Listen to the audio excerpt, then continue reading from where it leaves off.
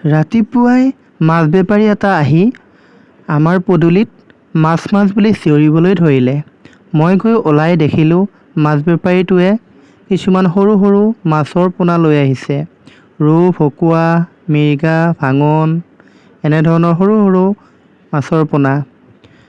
ভাবিলোঁ আমাৰ পুখুৰীটো অলপ মাছ জীয়াওঁ, সেয়ে বেপাৰীটোক আমাৰ পুখুৰীলৈ লৈ গ'লোঁ।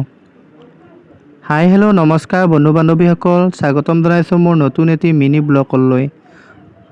আহকচোন চাওঁ আমিনো কেনেকৈ আমাৰ পুখুৰীত মাছ জীয়াওঁ।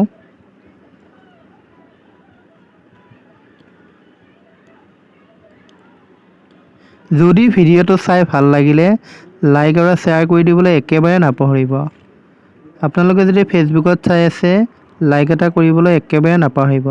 লগতে মোৰ মিথুন ব্লগ চেনেলটো যদি আপোনালোকে চাই আছে ছাবস্ক্ৰাইব কৰি দিবলৈ একেবাৰে নাপাহৰিব।